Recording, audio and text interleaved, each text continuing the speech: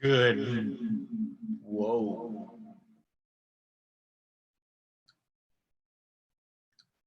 There we go. Good morning.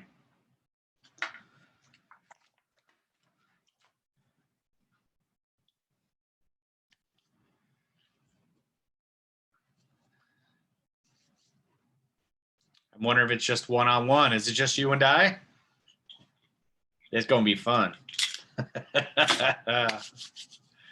I know it's Friday and the last class for Ignite. So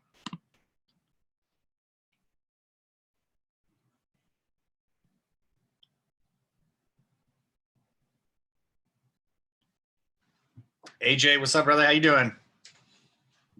I'm well. How about you? Doing fantastic. I didn't see you pop on right at 10 o'clock. I thought maybe there was an emergency and something happened. Nope. Just took a second to get on. Yeah, no emergencies. Sometimes it takes me like 10, 15 minutes for my computer to like get on. Some of these regional meetings are a little frustrating. It's like, what's going on? Is it computer error or user error? You know, I got an older Apple computer that I bought from the agents, and it just takes a while to like get things synced in. So it's a little frustrating. I used to dial on my old Apple computer, and it was from like sophomore year of high school. It's still in the office, but that's why I sit like in that middle desk, because that's Jess's computer. But I use that one because my computer is just way too slow. I'll miss out like on 100, 150 dials if I were to use that computer.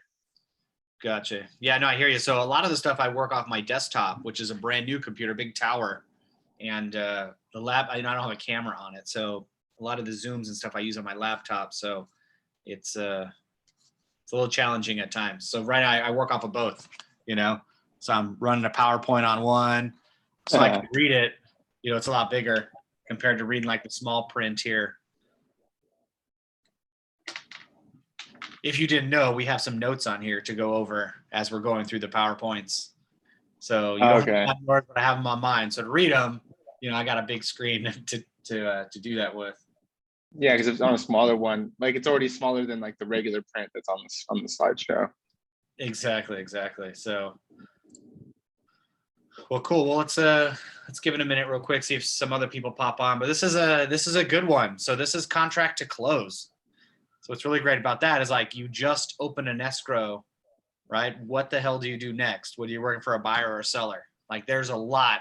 You spend all this time and energy learning how to build your business, lead generation, talking with customers, and now you finally got one, and then you get them into escrow, and now it's can you get them to the finish line? So it should be a great class.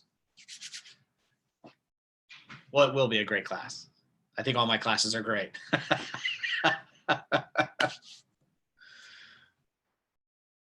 So awesome. Well, oh, here we go. That's Cassidy Pace coming in. That doesn't count.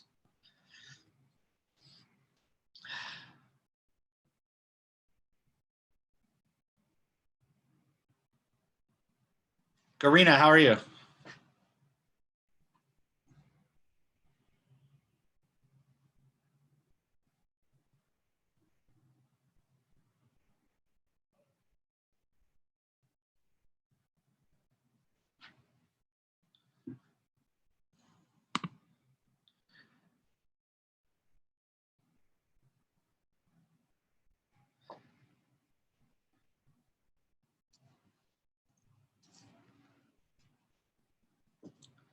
All right. Got a couple more joiners here. Thank you for joining me on Friday.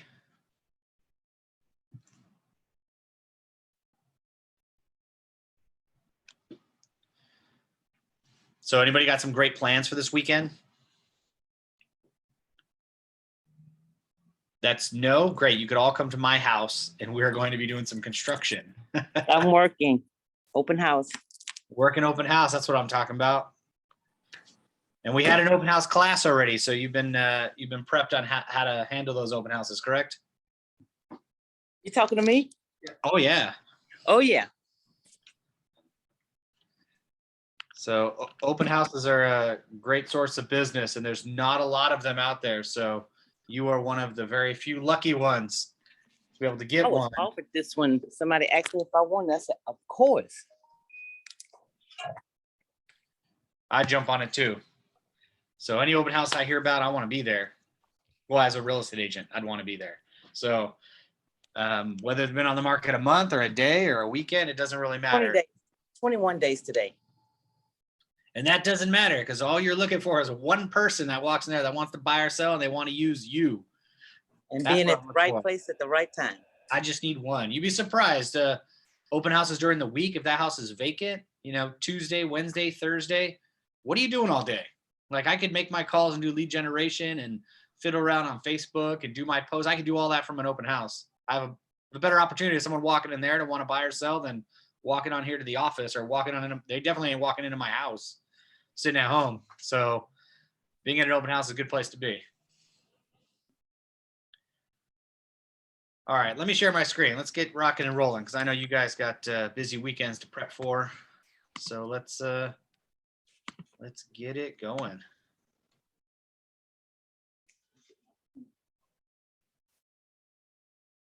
Where'd my screen? Oh, this is my screen. Perfect. Let's PowerPoint here somewhere. Here we go. This one. And slideshow. Start from the beginning. Awesome, cool. So here's where we're at. This is going to be the last Ignite class, which is pretty exciting. How do you think it's gone so far? How do you feel Ignite has been in helping you build a foundation of your business? It's definitely given me like this great roadmap to kind of just really not consider, but put into a game plan, especially since I'm not yet licensed. And that's kind of getting delayed a little bit more just because how backed up the DRE is. And it's made me so like anxious in a good way of like, I just want this to start already because I've been like calling for so long. I've now got this other foundation of a class underneath me. And I just want to like implement and start going. So I'm pretty pumped. Gotcha. Who else? Tell me a little bit about Ignite so far. I was gonna say that I was Go ahead. very unprepared, uncomfortable about the whole thing, but now because of the class, I felt better about it.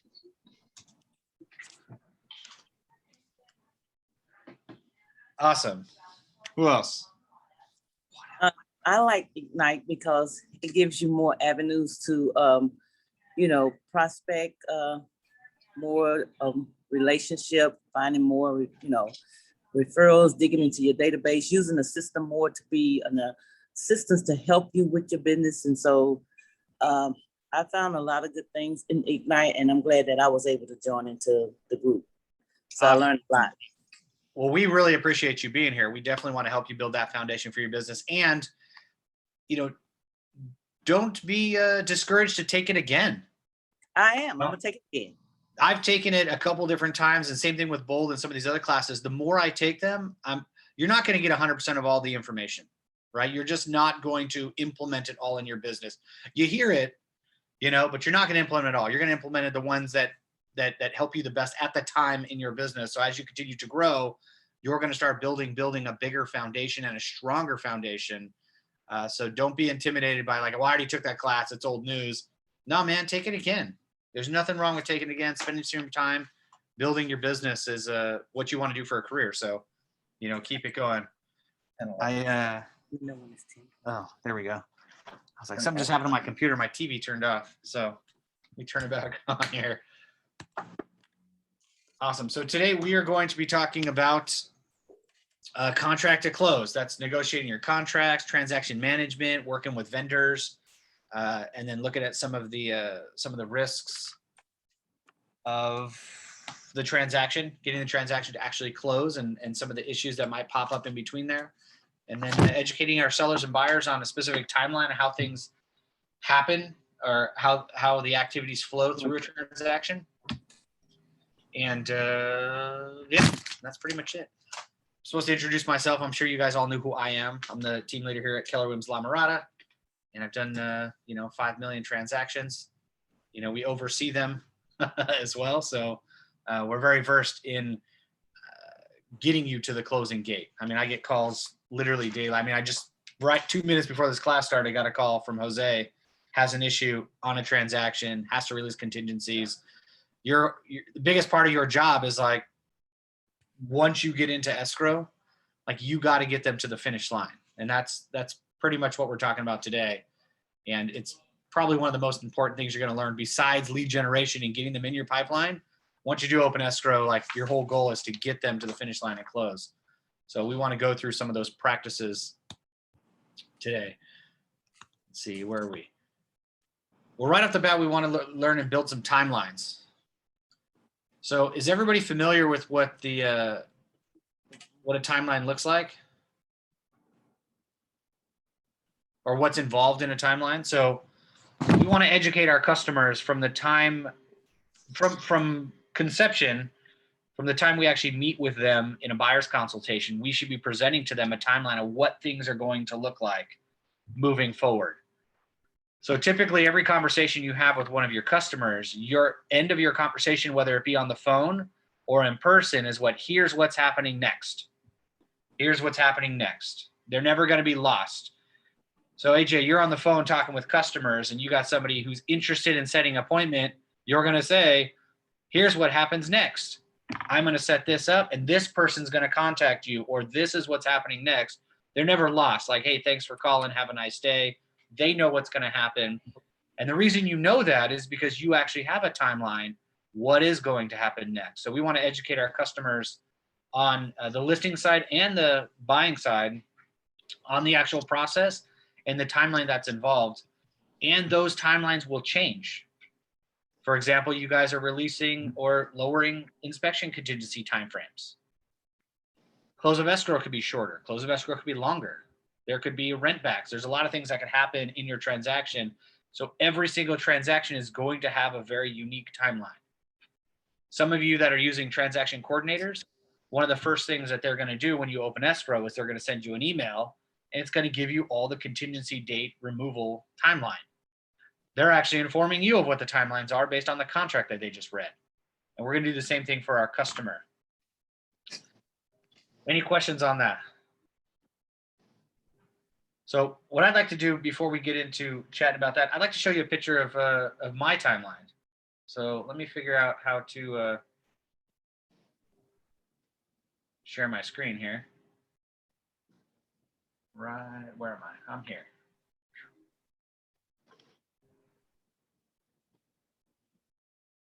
Share screen.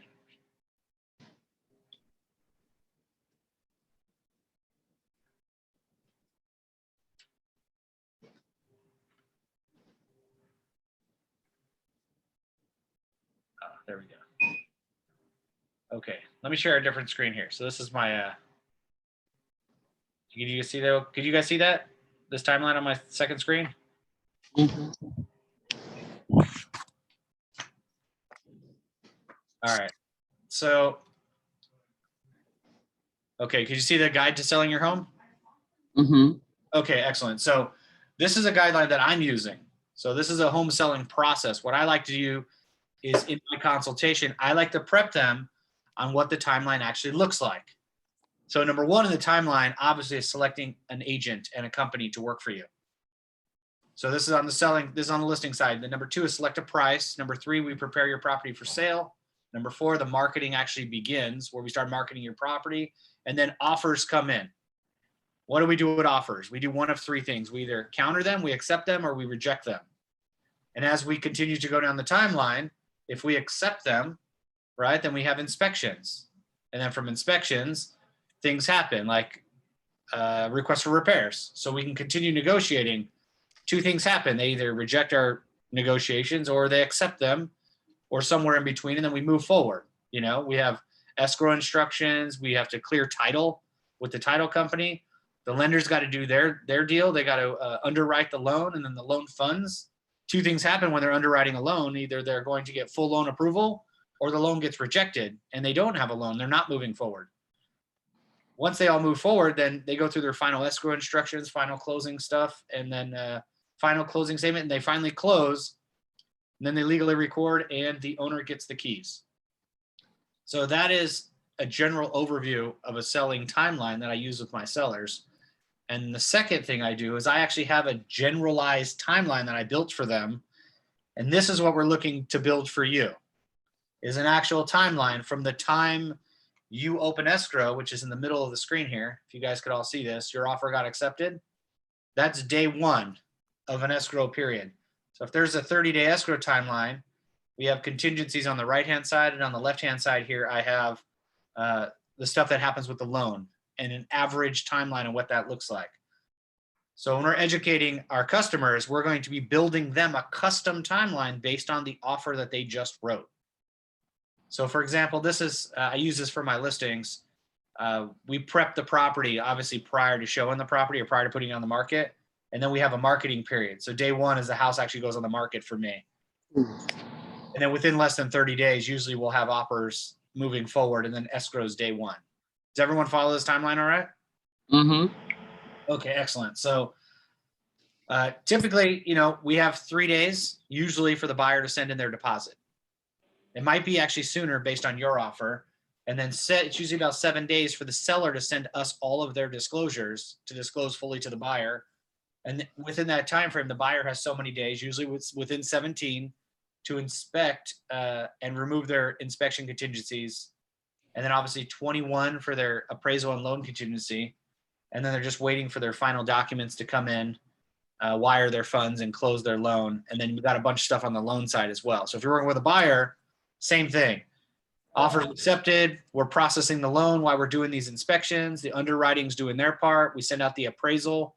Appraisal's got to be done within so many days. Might be sooner on your offer, might be later. On average, it's within about 17 days or so to get that appraisal done. And today's offers is a lot faster. I'd do it like day one, order that appraisal.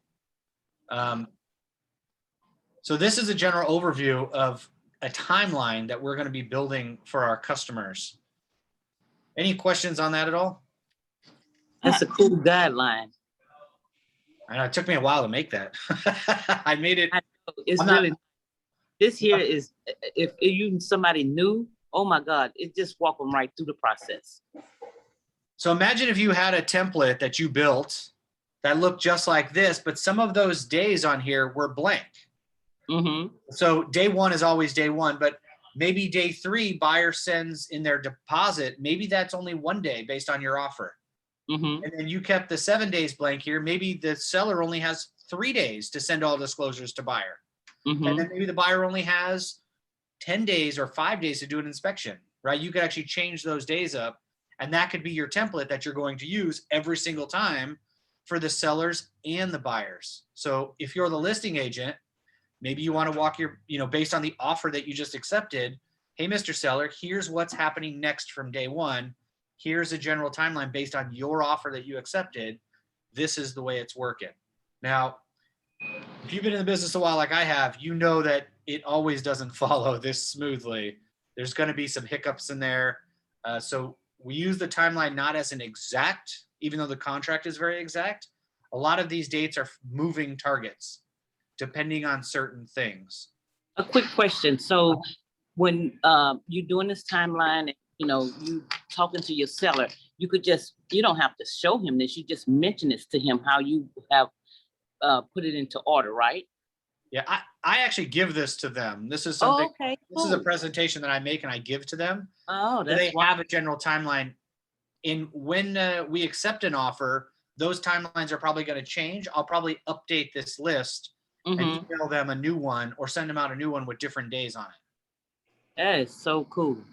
So I just want them to know what the timeline looks like so they know where we're at in the entire process, and just really letting them know that a lot of these dates are moving targets as well. So if you say, hey, we got a 30-day escrow, well, there's a lot of things that we can't control. I can't control when the termite company tents the house if they're a day late. I can't control the lending process, right? There's the bank involved. There's probably more than one bank involved. The appraiser, Like all these things are out of my control. My job is to try to keep them in control as much as possible. I kind of think of the real estate agent in the transaction as like the quarterback of the team, right? The owner actually owns the team, right? They're the ones in charge. They pay us a lot of money and hire us to make sure that we can get them to the finish line. And the finish line is payday for the seller, and it's getting keys for a buyer. Our job is to get them there, and to get them there with the least amount of hassles. And when things come up, we're able to call audibles and make different plays and have different calls to still continue to get them to win. And we're going to go over some of that in a little bit, some of the things that happen throughout the transaction. So one of the activities we have today in your outline guide is to actually build a timeline and kind of talk about this. So kind of talked about a lot of it already. And it really changes depending on your offer of what that timeline actually looks like. So now that you kind of seen mine, let's go back to our PowerPoint presentation here. Rob, I'm sorry. Can you let me in? Oh, thank you. I was on my cell phone, so I Okay, tried to. it just popped up on my computer here. Thank you. Uh-oh. Okay, what screen do you see now? Oh, you see this one, PowerPoint. Awesome.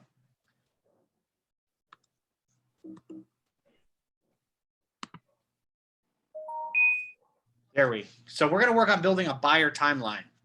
And this is just like the timeline I showed you. So the timeline is going from the time your offer got accepted to what's going to happen all the way to the end of close of escrow.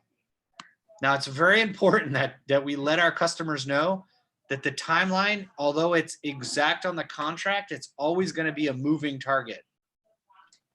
Sometimes the days of escrow are going to be a little longer.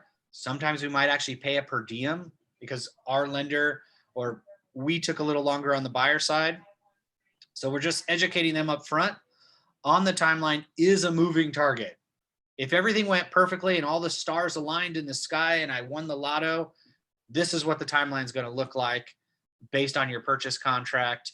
Usually not the case. Usually it's going to be off a couple days. Things are going to change. And our job is just to help you change with it. And they'll be totally okay with that. As long as we're prepping them ahead of time of what's going to happen. But I usually don't see problems with buyers and sellers as long as we're educating them up front. This fixed. Mhm. This gets escrow. I opened one a couple days ago, and building this one today. So awesome. So let's go ahead and hang on one sec.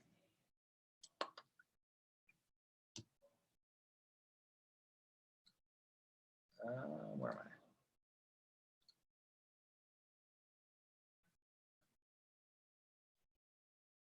Okay, so a lot of these timelines change. So I think we made that apparent already. So what we want to do is like work together on actually building a timeline so that you could practice putting one together so that you could possibly build a template for one in the future here. So one of the first things that happens when you open escrow is, you know, inspections, working with a lender. You know, one thing I didn't even have on my timeline is getting homeowners insurance. That's something I didn't have on mine. That's probably, I need to add that. You know, if you're a buyer, you got to get homeowners insurance prior to actually, you know, if you're getting a loan, you got to get homeowners insurance. So I actually don't even have that on my timeline. That's something I should add. Wow, I've been doing this a long time. So getting a home warranty. So these are all partners and people and that we're working with throughout the transaction to get them to close. So how many of you think you could easily put together a timeline based on the purchase contract? I can. Okay, awesome. Now the purchase contract is very, very precise. Like it doesn't leave room for interpretation. And it's that way for a reason because it's a legally binding contract. So, you know, day number one is obviously opening up escrow.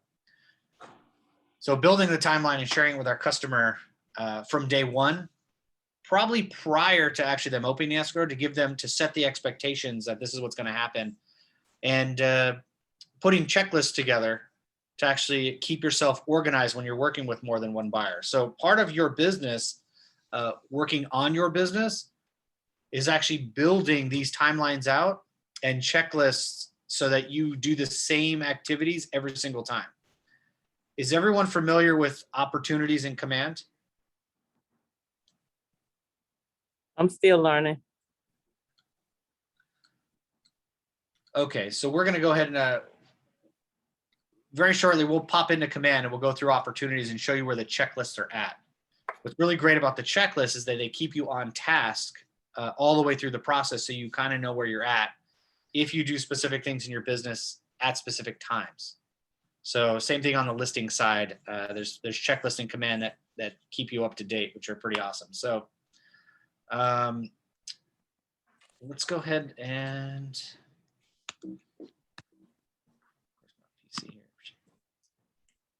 okay, same thing with the seller timeline.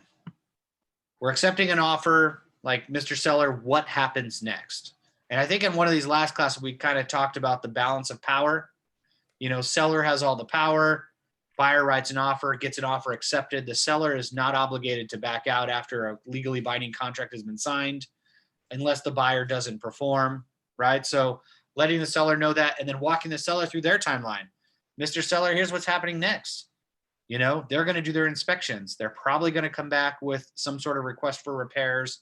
If there's any safety or health issues with your property, we're going to review those. Appraisal is going to get done. And they're going to be working on their loan contingencies, getting the lender all their documents, and then we're going to be prepping for closing. You're going to be packing and moving as well. So part of the seller's timeline is like, if they're in that property, you're going to be writing times that they need to start looking or packing to be able to close in 30 days. Because best case scenario, they're closing in that time frame. So the seller should be prepping to close on time by moving all their stuff out. Some of the things that some of the sellers miss on a seller's timeline is actually getting rid of all their stuff. Maybe there's a bunch of crap that they want to leave behind in their house, like all the used bricks or all a bunch of, you know, old tools and stuff they're going to leave in the backyard. Well, based on the purchase contract, I mean, all that stuff has to be free and clear of all their personal items. So making sure that that's on their timeline and they have plenty of time to be able to get their stuff out of their property, because the buyer might not want those things. You know, do I want 42 bricks left over sitting on the side of the garage? No, I don't. You know, that's personal property. So not attached to the house. Are you familiar with the difference between you know, the property that they're buying and personal property? So we always think of it like this. If you were to take a house and you're to flip it upside down, everything that falls and hits the ceiling or falls into the sky, that's personal property. Everything that's stuck to the house or stuck to the land, you know, that stays unless otherwise agreed upon. So that stuff needs to be removed as well. So based on that, would you guys like to go through an activity and draw out a timeline? Or is that pretty self-explanatory?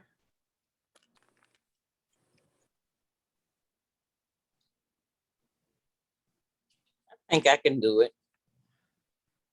Okay, what I'd like to do is let me see if I could find my timeline and email it to you. Okay. So I think I don't know if I have everybody's email address. You mind throwing your email address in the chat real quick? And I'll see if I could find my timeline. I think I have it in PowerPoint, so you could actually just edit it and change it. And I could shoot it out to you, and you could use that as a template to building your own, and obviously adding things to it or taking things out, depending on how you want to run your business. So throughout the class right here, just go ahead and throw your email address in the chat. I'll jot them all down at the end, and I'll find that PowerPoint page and shoot it out to you. Took me a while to make that. Like, I'm not really good at graphic design, so I think I made it in Publisher, and I've been using it ever since. So there's different companies out there, and I think in I want to say in the toolkit, there's probably some timelines and some listing and buyers presentations through Ignite as well.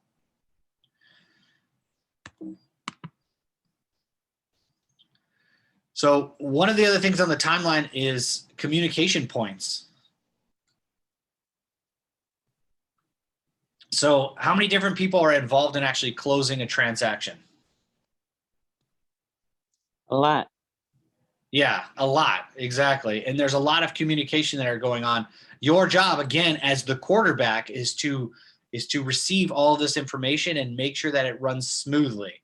You're the leader of the team. The quarterback's the leader of the team. They're leading all of these other players to success as well. So there's a lot of players on your team. You have lenders, you have underwriters, you have appraisers, home inspectors, different specialty inspectors. You might be getting the land tested. You might getting asbestos tested. You might be advising your buyer to go check with the city for permits. There's a lot of people involved. There's home warranty people. There's, the roof inspector. So there's your transaction coordinator. There's the other co-oping agent. I mean, there's a lot of people involved, different brokerages, different brokers, a lot of people involved in making this a seamless transaction. Your job is to communicate with them and the sellers and buyers on what's happening next on their timeline. So the plotting communication points is extremely important. So for example, you're looking at your timeline and you know that inspection contingencies are up on day 17. You represent the seller. Your job is, you should be communicating with your people every single week. But when that time frame comes up, it's like, hey, Mr. Seller, here's the point that we're at.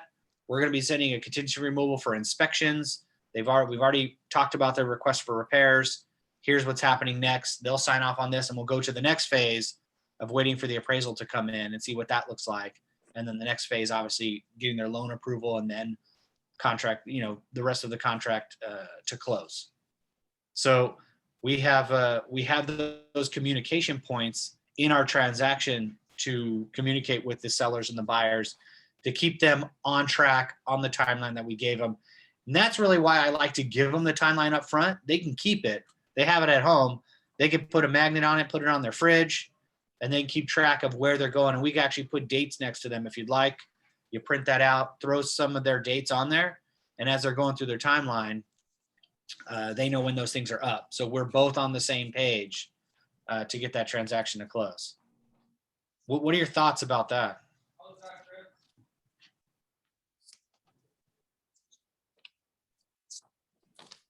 That's pretty cool because that way they know what's happening and then keep us accountable, make sure that we follow up through.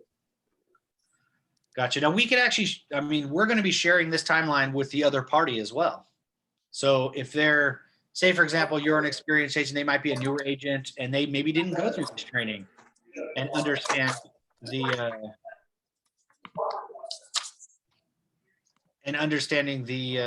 time frame process on how to communicate. Let's share it with the other agent as well. Here's what's happening next. So here's a timeline for the transaction, just in case you didn't have one per the contract. Here's what we're doing. What's up with my computer here? Oh, here we go. So plotting documents on your timeline as well. So we want to make sure that that the documents that you're providing match your timeline. For example, contingencies, or not contingencies, disclosures. So certain point in the timeline, you're actually sending out all of your disclosures or receiving disclosures, going over them and then completing them and sending them back.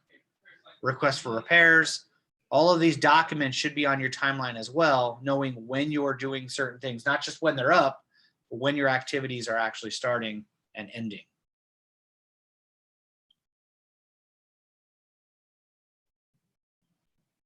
So are we all familiar with the different documents needed in different portions of the timeline?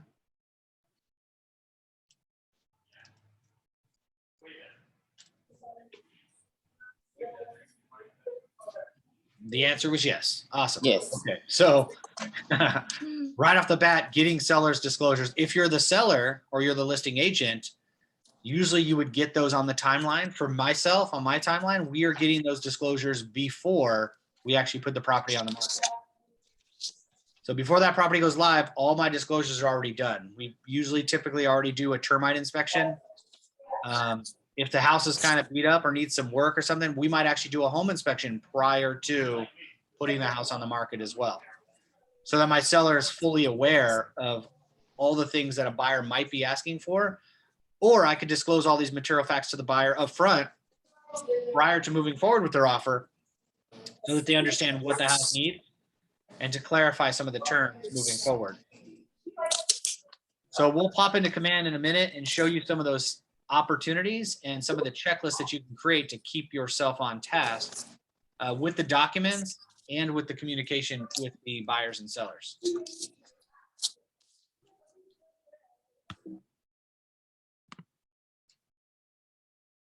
So now that we kind of have a detailed picture of what's going to happen when you need to know when the deal is vulnerable and how to participate in the actual closing table. So there's been a lot of deals that haven't gone smoothly, you know, after the contract is signed.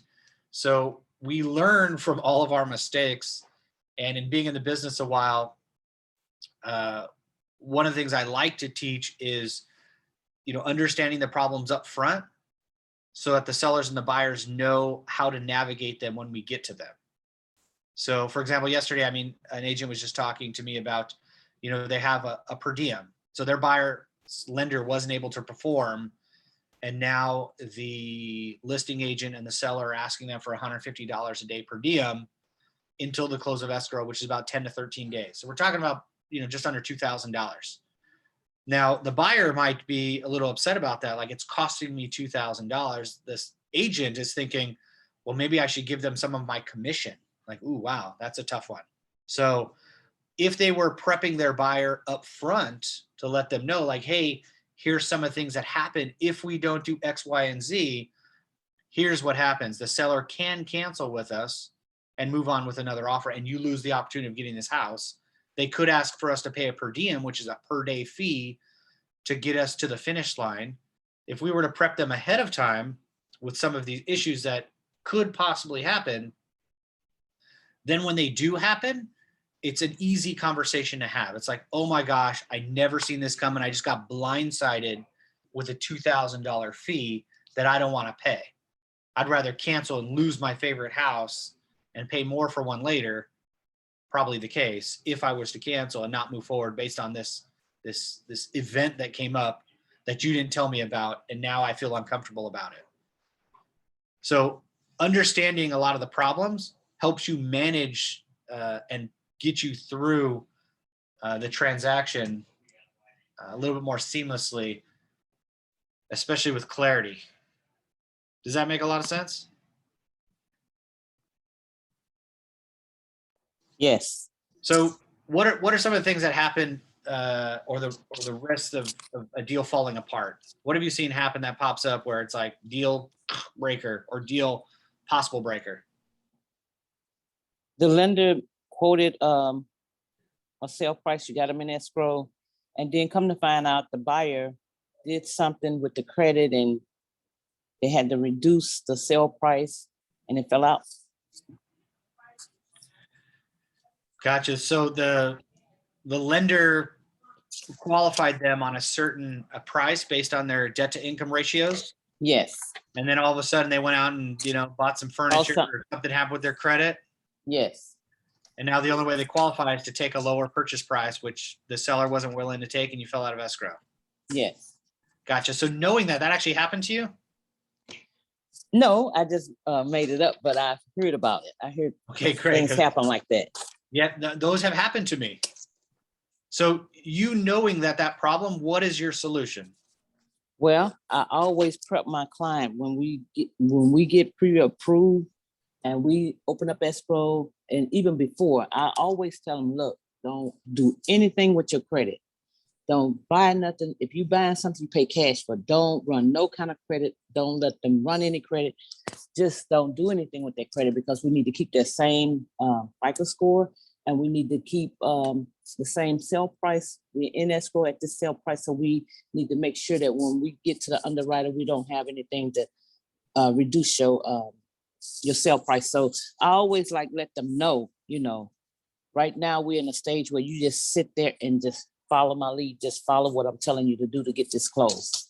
After that, you do what you want.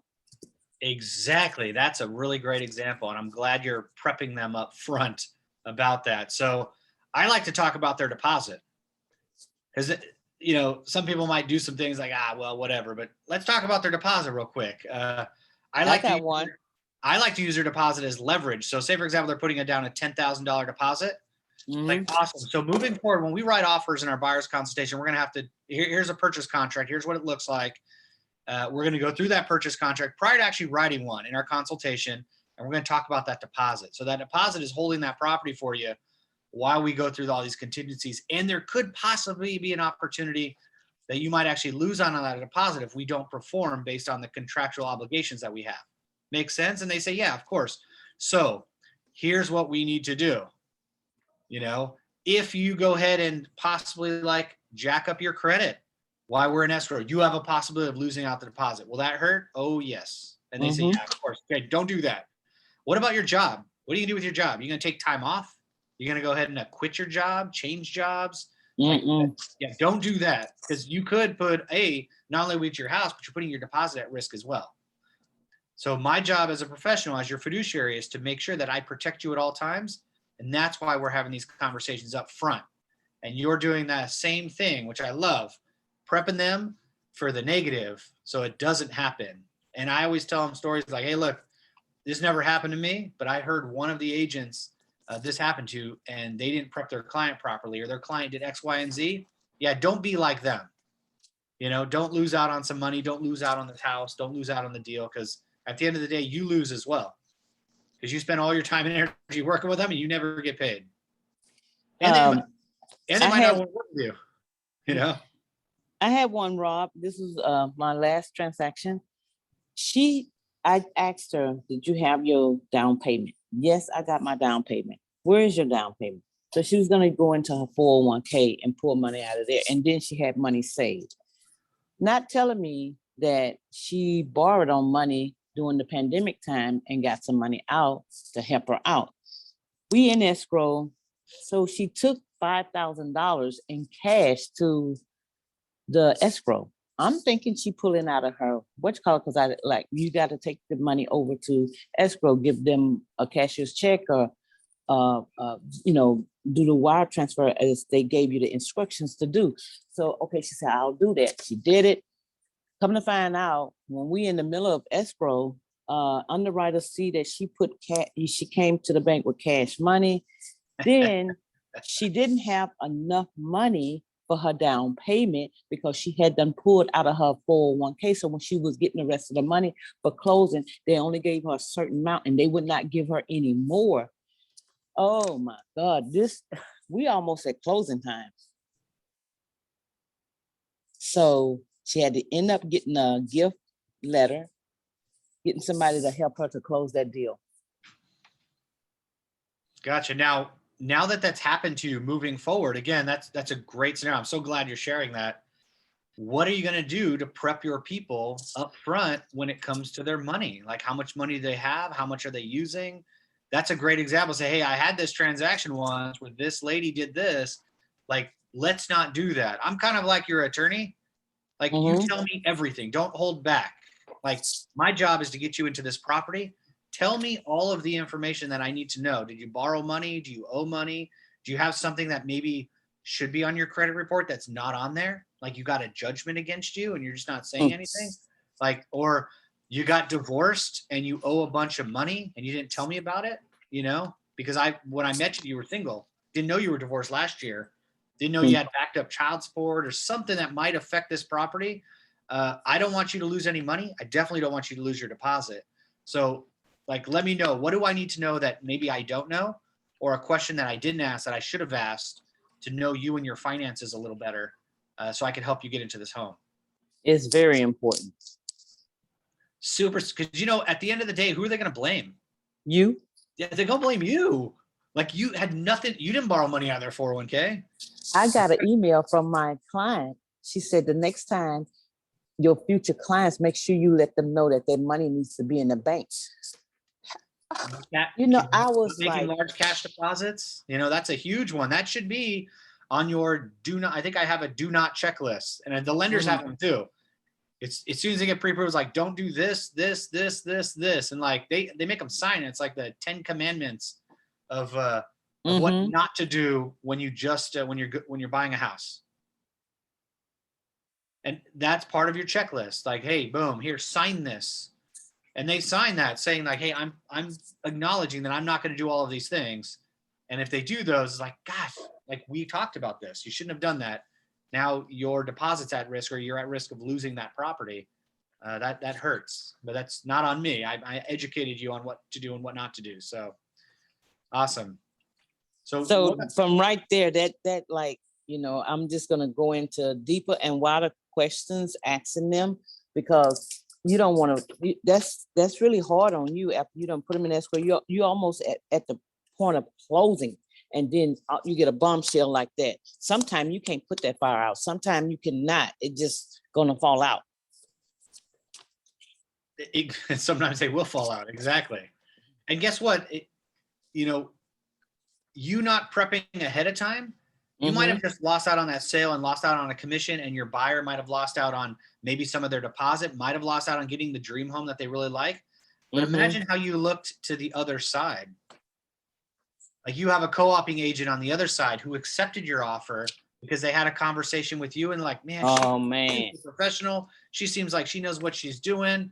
This is going to be a smooth transaction. We're going to work together on getting it done. And all of a sudden, boom, things pop up and you weren't able to put out that fire to close. They might feel, well, they shouldn't, but they might feel resentment against maybe accepting another one of your offers. Yeah. It could happen. I mean, it's per offer basis, but I mean, it's definitely not you. It's just part of the transaction. But you never know how people feel about that. So yeah, so those are They don't take it lightly.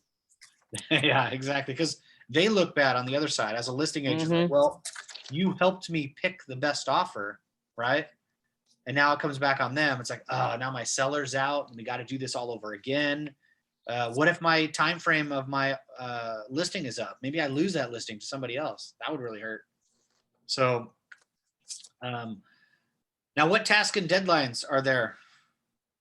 What tasks have deadlines and what are those deadlines? We know a lot about that already. We have inspection, we have loan contingencies, we have disclosures, we have CC&Rs that we review with HOA properties. We have our agent visual inspection disclosures to do. We got to get those done right away. A lot of the other home inspections, termite inspections, whatever the contract is calling for, those all have deadlines and timeframes. I didn't see earnest money deposit. The earnest money deposit has a deadline as well. So your offer gets accepted per the contract. There's 3 business days to get that earnest money deposit in, unless you guys change that to maybe something even sooner. I always put on there the very next day. So if you accept my offer today, you're going to have that deposit in by tomorrow, because I might not be able to get the wire out same day. So I put following business day. And that lets them know that I'm serious. I'm not waiting 3 days. You accept my offer, I'm going to put a deposit immediately. So there's tasks and deadlines behind a lot of the activities on that timeline. And again, prepping our buyer for that. Hey, when that offer is accepted, are you ready to put your deposit in the very next day? Like, do I need 6 days to pull it out of my 401k, to get it checked, to send it in? Or is it ready to go? Are we ready? We're not shopping for homes, we're buying homes. We're ready to open an escrow and to close one and get you a new home. Here's what you need to do to prep to do that. Are we ready to do that based on our timeline? And then lastly there, how can you help manage other parties involved in the deal? Well, I use my TC. I follow up with my TC and I make sure she's on top of things. So just working with her together, we able to communicate with the escrow lender. And if she needs something right away, I try and reach out to them to make sure we all on the same page. Gotcha. Now you're the quarterback. Remember this, and there's other parties involved, and you think that they would be on their game. So, for example, like, a lot of times escrows are the lender is looking for a fee schedule from escrow. I was like, well, I asked for it and I never got it. Well, did you ask for it again? Well, I asked for it once and I haven't got it. Well, it's been 5 days. Well, what the heck, man? I mean, you got to ask for it every single day. Like if you're having a problem getting it, you need to call me. I'm the quarterback. I'll make the call. It's like, yo, send them this stuff. They need it right now. They need it today, within the next hour. Right? So how are you managing the other parties to keep them on track to make sure that your customer's on track for their timeline? Because if they're lagging, I mean, who does that affect? You and your customer, right? So they're part of our team. So we need to manage them and manage the expectations of the services we work with as well.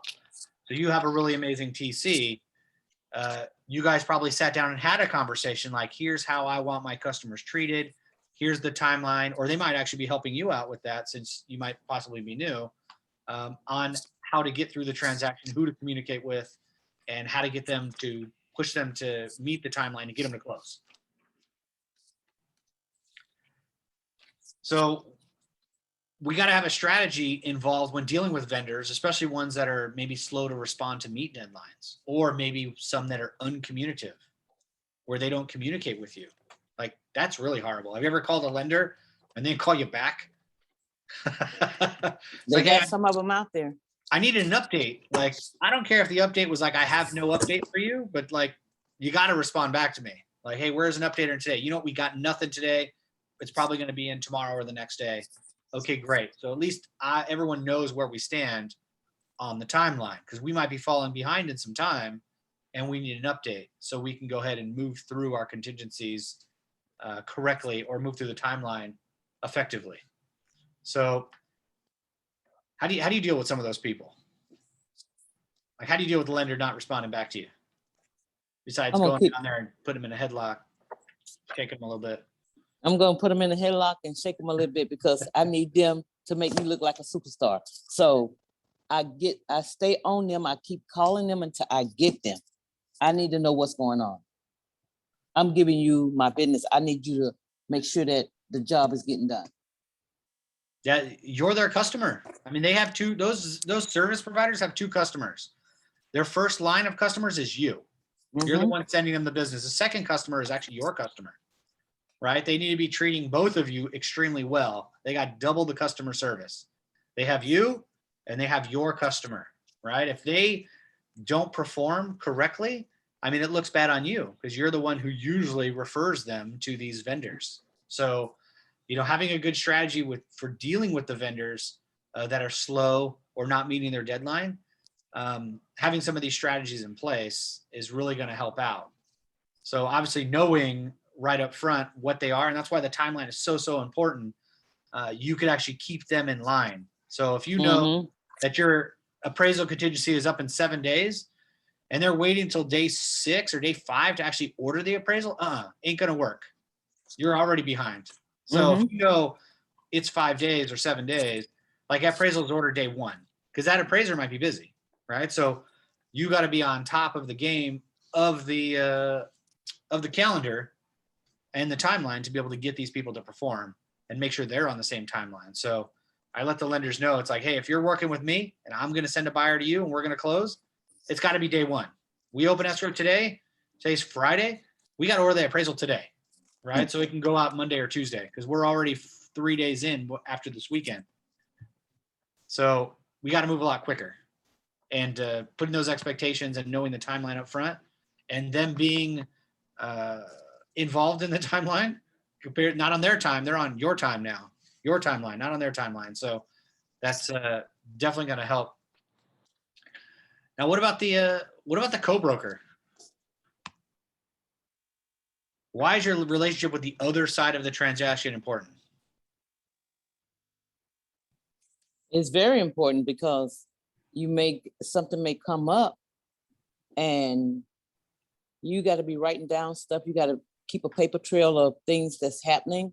And so that way, whatever has been said, you need to be making notes of that. You need to be like, when things go down, hey, you said this. I emailed you. I sent this in an email. You responded this. You got proof of what happened, what took place. And now this is happening. We need to fix it. So you said that you was going to do the termite.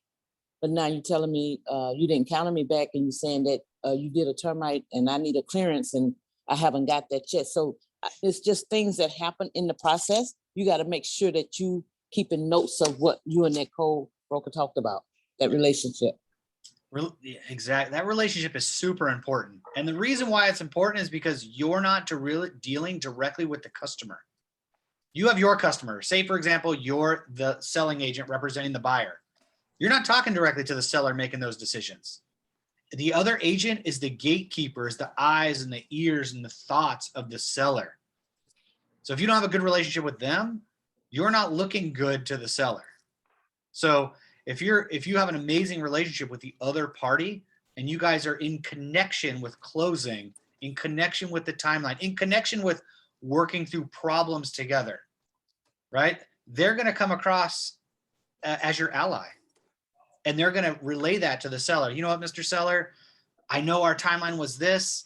Some things came up with the transaction. The agent on the other side and the buyer, they're working diligently to overcome this objection. They're going to need a couple extra days. Like, these things happen in the transaction. I prepped you ahead of time to let you know that these dates were a moving target and that you hired me to obviously overcome a lot of these objections. And me and the other agent, we're working diligently on making it happen. So be patient, give us another 24, 48 hours, and we're going to go ahead and get through this. Now imagine that's a great relationship with the listing agent. Now imagine a bad relationship with a listing agent. Like, you guys are at wit's ends and you guys are like communicating harshly to each other. That listing agent's going back, it's like, telling the seller, hey, this other agent, they're jerks, man. I don't know if they're going to close. Like, I don't know if they know what they're doing. Really hard to work with. We might be better off like sending him a notice of buyer form, canceling, moving on with some of these other offers, maybe even making you some more money. Like, ooh, that's not a good relationship to have. So you could see where a deal could be at risk where the co-broker is on your side. Like, you guys are meshing really well. You guys know you're going to overcome some objections to close. And that makes it a lot easier. So has anyone been in a transaction that went really great where the other agent was amazing and you guys worked together to overcome objections and, timeline might've been pushed a little bit, but not a big deal? I have had some good transactions. It went smoothly. We communicated throughout transaction, informed the seller and the buyer on everything. So I have had that a couple of times. Okay, and have you had some that went not so great where the other agent was like super aggressive or you guys didn't mesh very well? Yes, I had one, it was about a pool. He said that he was gonna put the fence up around the pool because they step out of the back door and you walk right into the pool. And I counted him and asked him to put a fence around it because it was a small baby there. And he said, okay, we're gonna put the fence up. When he put the fence up, it was a smaller fence. And he put it up backwards. So when the buyers seen it, they went on, because he put it up. He didn't say what kind of fence it was gonna be. He just said he was putting one. He put it up, but they changed it in the long run. But everything that he wanted it right then. And it was just, I was so glad that this transaction closed because he gave me a notice to perform. I was able to take care of that. And it was because I was asking him for a few things, termite clearance and termite and that fence. And he gave me a hard time with that. Gotcha. So you've had both sides. You've had some go really smooth. Mhm. You've had some go not so smooth. Yeah. We always want the smooth ones because the smooth ones, our customers, it makes them feel better too when things are going smoothly. Mhm. So I'm really chill as a listing agent. Like, I know the transaction is going to close. I know the loan's going to take maybe a little bit longer. The appraisal might be ordered a little late. Like, these things happen. So I'm pretty relaxed with those. So I think people like working with me on the listing side because I inform the sellers like, hey man, just like chill out. It's going to be fine. Like, your house is going to sell and we're going to get you to, Utah or wherever the hell you're moving to. Like, it's going to be great. Like, let's just, and if I could bring them down and just have a chill attitude through the whole thing, it makes them feel at ease compared to like being high strung. Like, okay, great, we're gonna do this, and they got to do this by then, and they didn't remove their contingencies. Oh my gosh, we're gonna send them notice by form. It's like I think I've sent out, been in business for 15 years. I think I probably sent out 5 notice of buyers to perform. Like it's not very often I need to actually send you some legal paperwork to get you to do something. We're usually working together really well on getting a transaction closed. Not saying that for you not to send them, but for myself, I find it to be a really aggressive move to send a notice of buyer form when I can make a phone call and an email and have a conversation and work through the issues and get them to overcome them without having to really push. Because if you know human behavior, when you push, the natural thing is for someone to push back. Mm-hmm. So if you were to do an exercise and we were to stand across from each other like this, and I was put my hands out and we touched hands, and if I was to push you, just pushing your hands, you would naturally just push back. It's just natural. So if I'm going to push, somebody's going to push back. So I'm not saying to be aggressive, because I definitely like to be aggressive, but I like to do it in a way where it's not very forceful. It's very friendly aggression. It's getting them to the closing point without irritating anybody. So relationships are super key. Keep that in mind when you're working with people. We are in a relationship business, not just with our customers, but with other agents as well. We want them to work with us. And one of the selling propositions I use on my listing presentations for buyers and sellers is that other agents want to work with me. They see my name, they see my logo, they see my team, they want to do business with us. So when you're writing offers with me, it makes a big impact. They see my offers and like, oh yeah, I want to work with Rob and his team. They're awesome. I know they close. They only work with qualified people. They know how to overcome objections. When shit happens, like they get around it. They jump over it. They pick it up. Like they'll go above and beyond to get us to the closing line. I'd rather work with them than somebody else that maybe even has a higher offer. Because it's not always about the price. It's about getting them to what they want, which is closing that property and probably moving on. It's getting a property and moving their family in. So keep that in mind. Relationships are super key. So to get repeat business, we definitely want to wow our clients in customer service. And that comes in a lot of different forms. One of them is obviously using the Keller Williams app and the tech that we have in Command to keep them, to give them a really great customer experience. Creating a vendors list is super important as well. When people are selling their house, there's a list of vendors that we should have ready to help get their property prepped for sale. That's your gardener, that's your painter, that's your plumber, that's your electrician, that's your window washer. Maybe your inspectors, your roof guy, a contractor, a handyman. There's a lot of people involved that you could pair them with to prep their property for sale. A moving company. So I recently, within the last year, I lost a listing to another agent, right? And it happens. And I called that seller back, said like, well, why did you choose this other agent? And they said, it was because of the transportation. They were able to provide them with better transportation moving services across country. So, and I provided them with cross-country moving services, right? But I think the other agent did it better. They actually, I have a list of them. I share it with them. I think they actually made a flyer or had something in their presentation that actually spelled these people's names out with websites and maybe a general pricing guide. They went above and beyond on that section and they won that listing over that. And it was a great learning tool for me. My vendor list needed to get better and it needed to be a little bit more robust to service what exactly the customer needed. And maybe I didn't ask enough questions at that time to get them the information that they needed and somebody else did. So it was a great learning lesson for me to create a better vendor list to service all the different needs of the seller. And then obviously the buyer. Buyers are buying properties. They need a vendor list too. Like, who am I going to use to get my loan? What about my homeowner's insurance? Is it the same as my car insurance? Is it different? What about these certain contractors? I need things fixed as soon as I move into this house. Who am I going to use for a home inspection? Do I get a home warranty? Like, there's a lot of vendors that they're going to need in their world, even after they close escrow. If my plumbing backs up, who do I call? Like, who's local? Like, who do you know? Who do you refer? Like, do you have a list of those people already? That's a very great list to have so that they're always thinking about you and their business, so you can get their business again and you can get referrals from them. So do you guys all have a vendors list that you could share with your customers? I know Remo does. So does it, Karina? I have Uh, KW I now. have a few names that I'm collecting for people that I've used. Like I just got my trees cut, so he did such a great job and a great price. So I told him I'm gonna refer you. And I do have a roofer too that I got my roof repaired not too long ago. Okay, great. When we pop on command here in a minute, I'm gonna show you a really great tip that you could use on your mobile app to put your vendors in there. It's pretty sweet. So now what about closing gifts? So closing gifts is a really great way to celebrate your customers in either selling or buying their property, and celebrating them so you can get more referrals so they feel great. I like to ask for a referral every time we are on a high.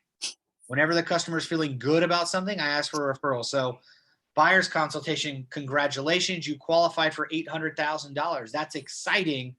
Who else do you know that's going to get qualified as well? Because you might have thought you didn't qualify for much and you did.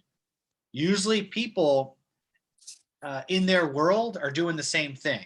So if they're buying houses, guess what? They're thinking about buying a house. They're talking to their friends and family about them buying a house. And other people will probably mention they want to buy a house too. Same thing with selling a house. I'm moving out of state. I've been talking to all my neighbors, my friends and family, because I'm moving to Utah. Well, guess what? They're now thinking about possibly moving out of state. So every time we're on a high, we ask them for a referral. They just got approved for a loan. Awesome. We just got an offer accepted on a property. Awesome. Who else do you know that wants to get into a property? You seem to be on your way. Who else do you want to know help build some wealth, right? Request for repairs. Boom, I just saved you another $5,000. Just got you a new heater.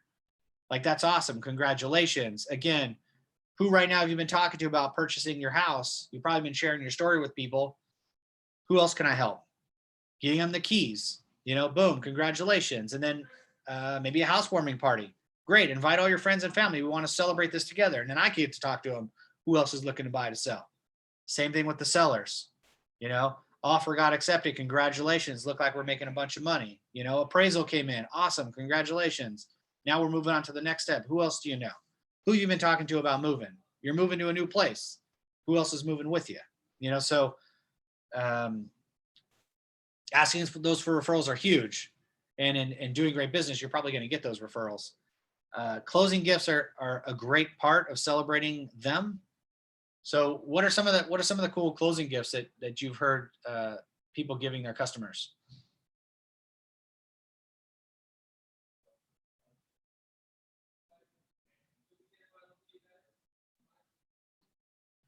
So I'll share mine with you if you don't mind, because I'm doing a lot of talking here.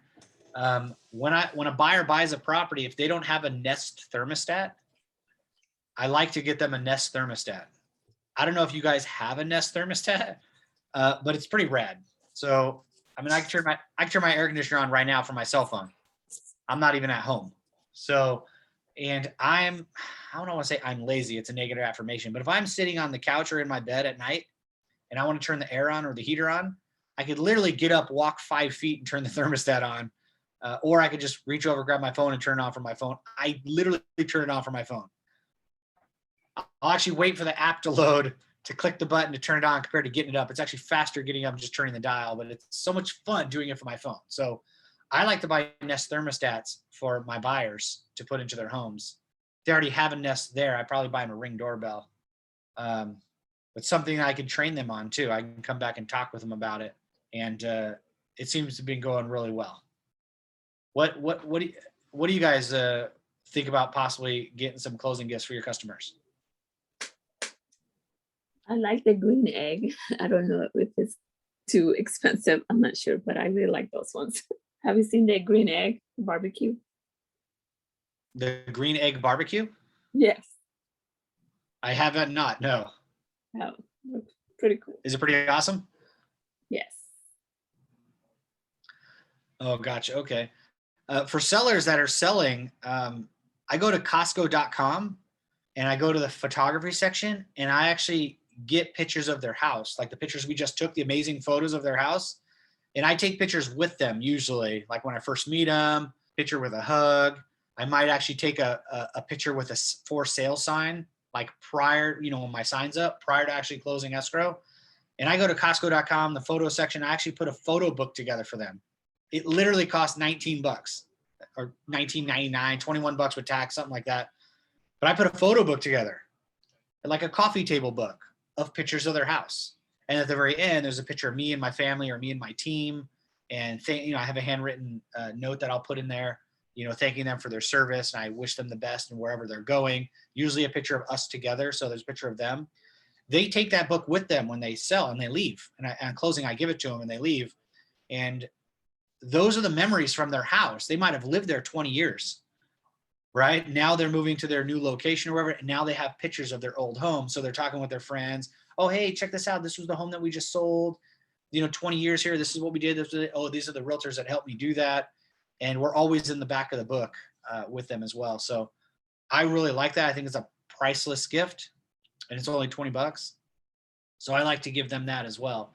It really makes a great connection with your customer, especially when I'm asking for referrals, because they might have just moved, but they've been here 20 years. They have lots of friends and family who are here. So I'm looking to earn their business as well. What are your thoughts?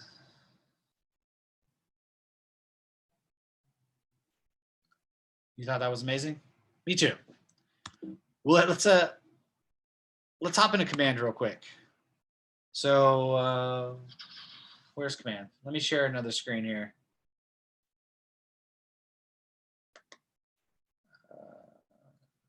Share screen, this one, share.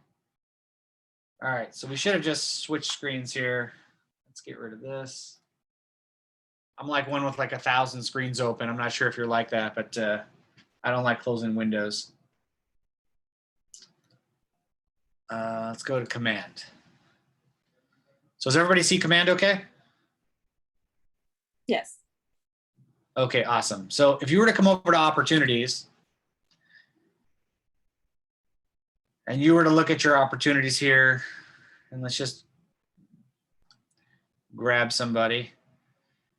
So let's throw these people over here. So in opportunities, you actually have an opportunity section where you could actually create custom checklists. Is everybody familiar with this? No. Okay, so does everyone know how to create an opportunity? No. Okay, not yet. So over here in the right-hand corner, there's a little button that says create opportunity. You would click on that one and the opportunity type, say it was a listing. You would pick a client, out of your database, or you actually have a customer in your contacts. You could actually create an opportunity, by clicking on the three circles on their name, and you actually create an opportunity from their contact. So you have a contact, they want to buy or sell, or maybe they're, looking to purchase. Let's pick a contact in here. Well, let's pick this guy. He's a real estate agent with our office, Alex Fig. So here's his contact information. Opportunities. I can create an opportunity with him. So his information's already in here. So it's a listing. We put a price, and then we just create an opportunity. Let's cancel. And then he actually pops up wherever we put him on the opportunity timeline. So he might be in Cultivate because he's looking to possibly list in the future. Might have had an appointment with him. And then as we move our contact down from Cultivate to appointment to active to under contract to close, we could actually create custom checklists for them. So this guy here, Timothy Allen, has a house in Fullerton. I've already closed this one, so we're using this as an example. We take this listing. Well, before the listing actually goes live, and you could set this timeline up however you want. This is the way I like to set it up. I have pre-listing 1, pre-listing 2. Live listing 1 is when I actually put it on the market for the first week.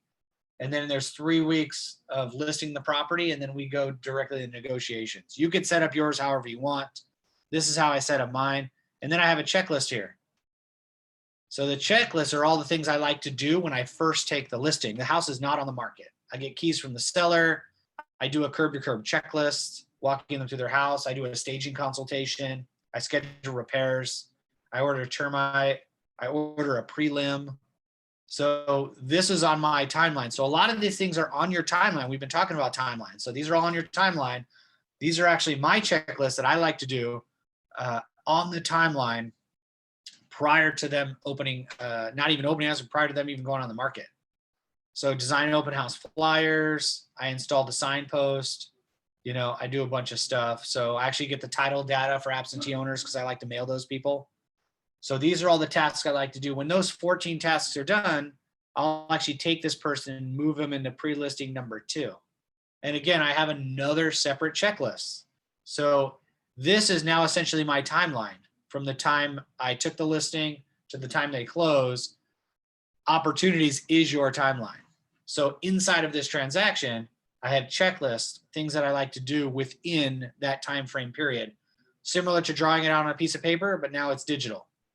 So prior to that listing going on the market, I now sign all the disclosures. I put up a coming soon post. I print all my EDDM marketing that goes out. I print my open house tickets for door knocking. I put up special feature cards. I actually call a list of the top 50 agents in the area who just sold something to see if they might possibly have a buyer for this house prior to it hitting the market. Then when all those things are done, you know, now they go into live listing number 1. So I just put that house on the market. For me personally, my timeline is I put houses on the market on Wednesdays and we don't show that property till Saturday. That's what I like to do because I have a lot of things that need to get done prior to that house actually being shown. House is ready to go, photos, pictures, all that stuff's done. So I like to door knock 500 doors prior to that listing going live. That's inviting people to my open house. It allows me a couple of days for my EDDM marketing to hit people's doors prior to the open house, so they get information from me prior to coming. I send out an advertising piece called Adam Did It Again, or who's ever the listing agent did it again, to our database, right? And what's really great about having a team is I can assign this to different people. Like I can assign this to other members of the team compared to just myself. Somebody's got to go and order all the food and refreshments and games and stuff that we have at open houses. So this is my timeline prior to that house being seen by Saturday.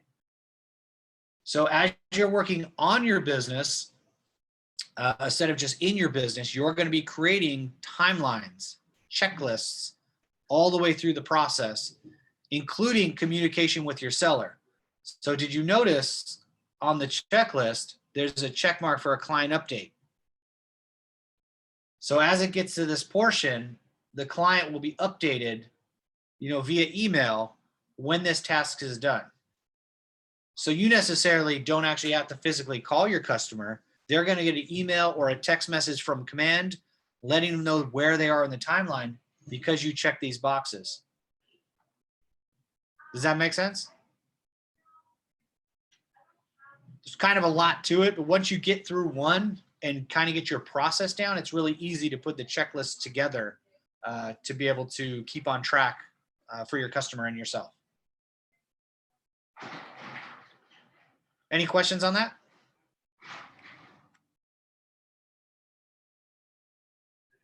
No questions? Awesome. Okay. We want to go over one over thing. I think I talked about going over one more thing in Command, but I forgot what it was. Yeah, I forgot. Anyhow, let's hop back to our PowerPoint here.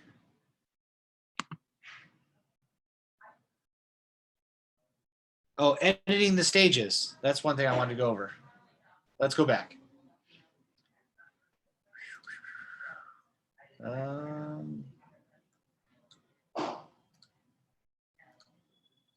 Okay, so in opportunities, you could edit all of these stages on what they look like.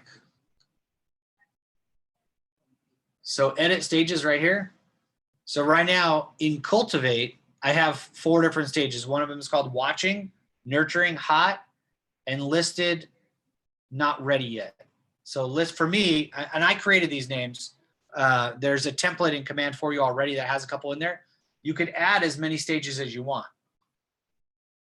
So if you want to add another stage, just name it and go ahead and click save and it'll add a new stage here. So for example, like listed not ready yet is like where I'll list a property and have a listing contract, and they're just not ready to move forward with it going through the checklists because they might have some court stuff they have to go through. Like I have one that's a divorce, not even a divorce case, but the boyfriend took the girlfriend to court because he believes he owns a portion of that house, even though he doesn't. So got a listing contract signed, not ready to go on the market. So it's listed, but not yet ready. They're going through some court stuff. So I put them in this category here. So I could edit all of these stages in Command based on what I want it to look like. Same thing with appointments. So an appointments is like appointment scheduled. I actually went on the appointment and I'm scheduling appointments. So for example, a listing appointment, I'm sure you guys could come up with, if you have a listing appointment on Sunday at 12 o'clock, what are you going to do today to prep for that listing appointment?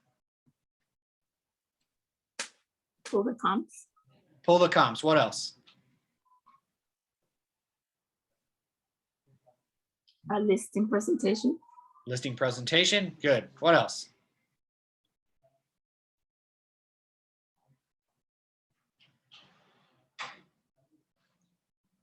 It literally could be anything. You know, it could be maybe you go into the front of the property real quick, taking a picture of it, and then creating an advertising piece. You know, so now you have a picture of the front of their house that's updated, not something from Google Earth. That could be on your checklist. So you have a plan. You already have a plan. Like you were just telling me your plan right now, Karina. You have a plan of what you're going to do prior to going to that house, right? You might print out a pre-listing package and have it mailed to their house. So whatever your plan is, that's where you create your checklists. So right now you have a scheduled listing appointment on Sunday. Your customer is going to be right here. That customer card is going to be right here. From there, you're going to create a checklist. What are you going to do prior to that listing presentation? Well, great. You're going to print your presentation out. You're going to print the comps. You're probably going to bring a CMA. All the things that you're going to do prior to that is going to be on that checklist. And then from there, you actually kept the appointment. So what's happening when you kept the appointment? Maybe there's a checklist that day prior to going, make sure I have all these things in order. You know, it could be as simple as like, make sure you got gas in the car. Make sure your shoes are clean. Make sure you picked up your dry cleaning. Whatever you need to do for your checklist is completely up to you. That's what's awesome about Command. It's your business. You're able to customize your command, how you want to run your business and how you want to communicate with your customer and what you want to do. Because you have this checklist, you're going to do the same activities every single time. And that's when you become a true professional. When you do the same stuff every single time, you have a system, you have a model, you have the tools to get your business done. So if you had 9 listing appointments on Sunday, is that possible? Of course it is. You got 9 listing appointments on Sunday. How are you going to keep track of all the things that you just needed to do? Oh, great. I go in Command under schedule. I got 9 listing appointments. Did I get all my stuff done? Check, check, check, check, check. All those checklists are done. Have you ever went somewhere, or I've done this before with open houses where you forgot something? I show up at the open house and I got hot dogs on the grill, no buns. Oh my gosh, I forgot buns at the grocery store. Well, we have a list for that. When I go to the grocery store for an open house, here's my checklist. I could put it in Command as well. Checklist for open house. Make sure you get all these items so I don't miss them. Prior to leaving my house, do I have all those checklists as well? I'll look at the checklist and start checking them off. So I can have an electronic checklist, check them all off, and then move on so I don't forget anything. Any questions on that?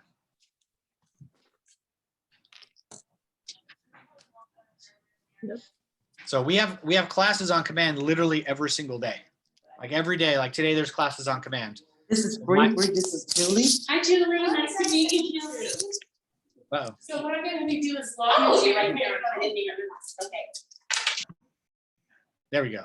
So we have Command training literally every single day online, and then you probably have Command training in your market center as well. So if you don't know how to use these tools, don't be intimidated.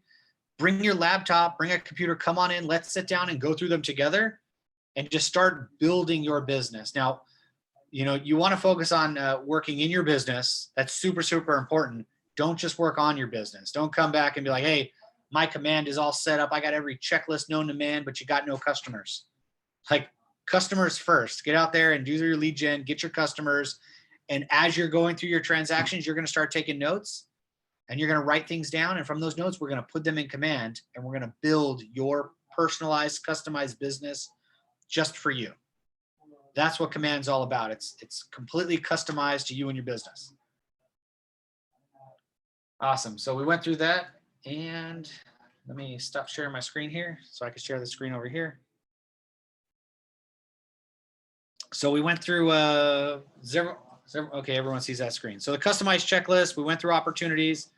We looked at under contract, listing and buyers, and we edited some stages. So you can see what your checklists look like. We didn't go through the guide builder. That's the secret thing I wanted to show you. All right. Bear with me 1 second. I like this portion. So where am I? There we go. Whoops, wrong one. This one. Okay, everybody see that screen? We're back on Command. Okay, in Command under Consumer, you have a guide builder. Now on your mobile app, your Keller Williams mobile app, the app is all the same. There's no difference in the app. The app functions. Every customer gets the same functions. They're searching for houses. The key difference is for you is that the back end is Command. So you could actually customize and edit what the customer is seeing based on what you want them to see. So in the guide builder under the buying and selling guide on your app, as you can see it here, this is what they're seeing. So right now it's on the buyer side, the guide says searching for homes, getting pre-approved, tour homes, making an offer, executing a contract, home inspections, home insurance, home warranty, and closing. That's a pre-made template already. Now, what do we know about these things already? Do we start searching for homes before we get pre-approved? Don't all answer at once. The answer is absolutely not. We don't show properties unless they're pre-approved. So this is actually in the wrong order. So this actually goes first. They get pre-approved and then they start their search and then they go and tour homes. Now, when you click on pre-approved, all the stuff they see on their app is over here on the right. You could actually change all of this. This is why it's 100% customizable to you. Even the mobile app. I could change that photo of this person signing this paper to a picture of me. I can put my face on there. I can put a picture of you. I can put Snoopy on there. I can put whatever I want. So what I want my customers to see, I edit this app that they have, and I'm editing it through Command. So I could edit the stages. I could edit the order they go in. I could do 1 stage. I could do 100 stages. It really doesn't matter. It's whatever I want it to be. And one of the things that I think would be a really great idea is if you were at a step and you were to call it preferred vendors. And you're able to put a picture of your preferred vendors or a picture of you or your logo or your team, and then start typing in your preferred vendor's name, email address, phone number, website, and just list them all. You know, here's my 3 plumbers, here's my 2 handymen, here's my electricians, here's my gardeners. And then when you talk with your customers and they say, hey, do you got a gardener? Absolutely, I got a gardener. I got a great gardener. Actually, I got 2 or 3 of them. Why don't I do this? Let me send you a link to my mobile app. Go ahead and download it. Go to the consumer guide, either the buyer or seller, doesn't matter, and click on preferred vendors. All my list of preferred vendors that pop up that I like to use, that I refer to my customers is there. And now they're using your technology. They're using your mobile app. I don't have to email them anything. They have it at their fingertips. Anytime they need a painter, oh, what was Rob's painter's name? Oh yeah, just go to his mobile app, right? Go to consumer or go to the guide and then be their buyer or seller, right? I could do the same thing on the seller's guide. I want to save changes? No.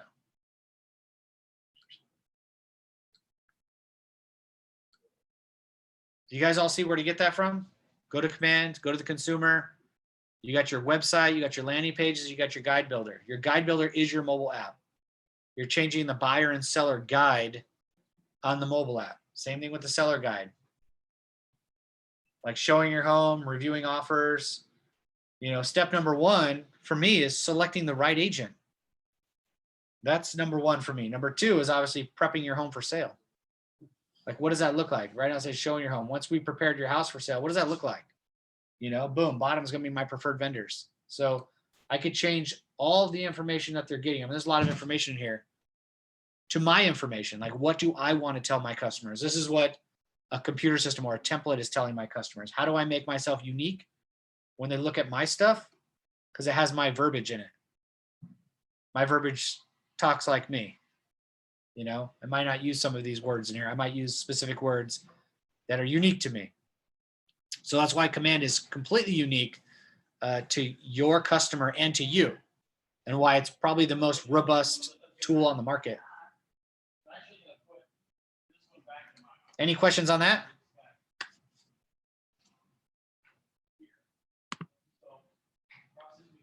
Awesome. So questions on contract to close. We kind of went through a lot, checklists. We went through timelines. We went through customizing Command. What kind of ahas or questions or concerns you guys have for me? Not questions, but just like the aha for me was the timeline. Keep us in check. Like I like to be on check. Like I like checklists because I have so much to do. So I had to manage my time very wisely. So I liked it a lot. So I'm glad you liked it. Your customers are going to love it because the customer, a lot of times the customers feel lost. Mhm. If you talk to some past customers, not your customers, but other customers that you might have acquired, it's like, hey, like who'd you use when you bought this house 15 years ago? Oh my gosh, the experience. What do they usually say? The experience wasn't great. They were confused. They were lost. They didn't know a lot of things, and they just kind of went through the motions and end up buying a house. So we don't want our customers to feel that way. We want them to feel in control. We want them to feel empowered. We want them to know that they're in good hands. And over communicating and letting them know where they're at all times based on the checklist and the timelines is going to show them that they made a good decision in choosing you to have the best tech, the best tools, the best technology, the best systems, to have the best customer experience they could possibly have working with you and a company that supports you. What else?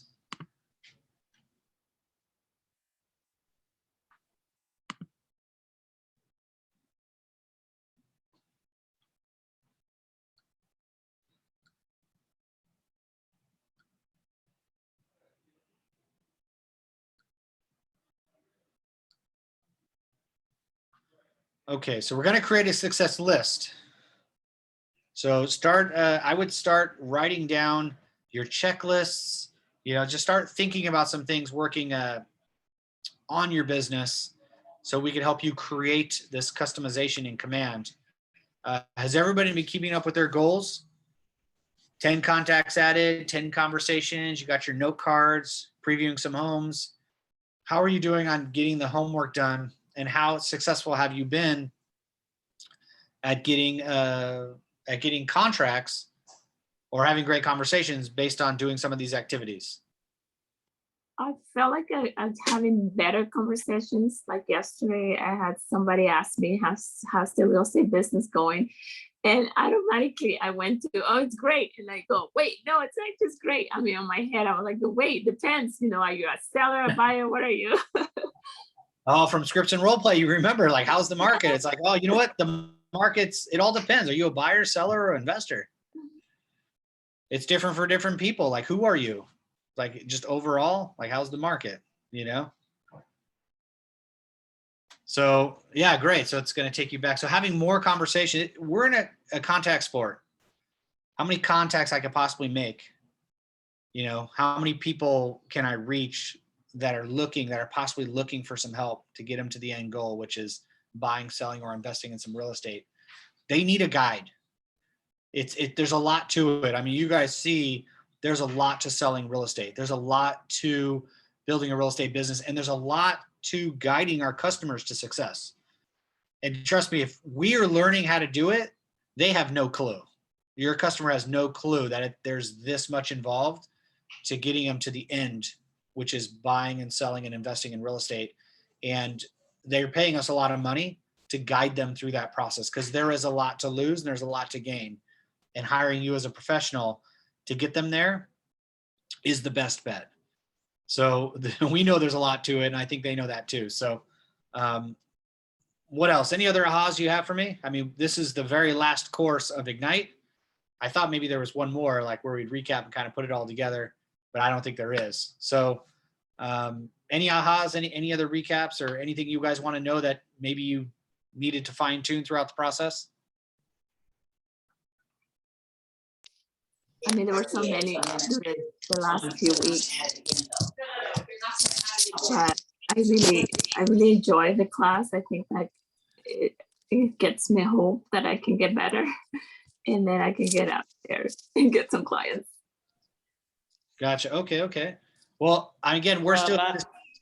Go ahead. I'm sorry, I like the fine tuning about the process of the listing side and the buyer side, how you can give them the whole guide, that's gonna be very helpful for me in that way, I'm giving it to them upfront.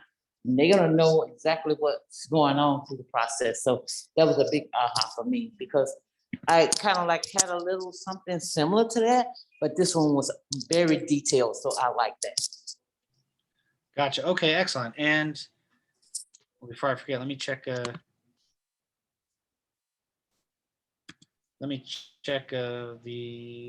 Oh, here we go. Let me make sure I got your guys' email so I can send you that stuff, like I promised. Thank you. How do I check all that?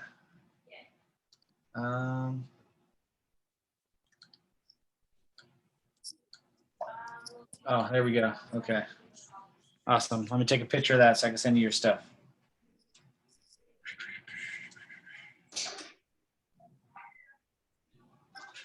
Awesome. Cool. Well, that's all we got for today, man. I really appreciate you guys logging on and actually sticking it out through the entire course. I know it's kind of long. It's 18 different classes. It's, 36 hours of your time over, so many weeks.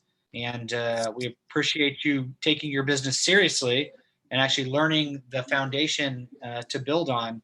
And we look forward to doing this again. Oh, go ahead. What's the next class coming? The next class after this? Yeah, In the series of educations or just in general? okay. So typically Ignite is the foundational course. From here, you would probably move on to taking Bold, which is all about lead generation. Mm-hmm. Customer experience is a really great class as well, like learning how to build an amazing customer experience platform, because the experience is what people are looking for. They can get to the finish line and they can work with a lot of people, but if they have a good experience working with you, then that's what's going to get you all the referrals. So customer experience is a great class. And what is Bold class? So Bold is put on by MAPS Coaching. It's called Business Objective Life by Design. It focuses a lot on accountability and lead generation and mindset. Okay. So it's an amazing class. I've taken it, 10 times or so. Maybe I need to take that one too. And I also, the other one you were speaking of, I'm like just jumping in, trying to learn these different classes that you offer here. So it's gonna build my skills and I'll be able to make more money. Yeah, My no, I scale agree. increase. And trust me, I take all these classes too. Like I've taken them all already, but I take them again and again and again because you ain't perfect at taking that class. I mean, we could all be real different every time. It's a different place. I'm in a different time. I'm taking maybe this class a little bit more seriously than I took it the first time or the second time or the sixth time.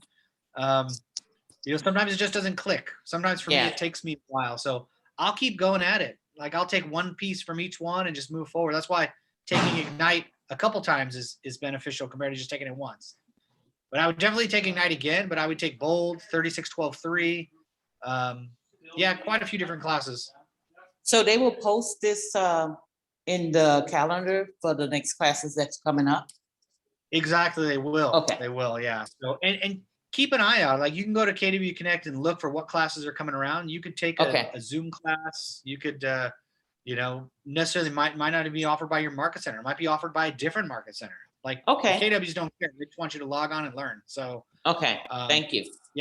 if there's something you want to know, like reach out to us, reach out to your team leader, your productivity coach, agent Mhm. services. Like, hey, I just took Ignite. Where am I? What's next? I want to take something immediately. But I want to keep moving my education forward, and they will put things in front of you depending on Okay. what you want. That's good to know. Yeah, well, I appreciate those questions. Thank you so much for asking them, and thank you for being on. We appreciate you trusting us to be your partners in your business, and we look forward to great success. Have a great I'm looking weekend. forward for that. You Thank you so too. Thank you much. so much, Rob. I really appreciate you.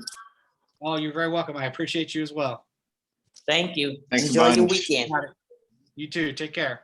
Bye-bye. See ya.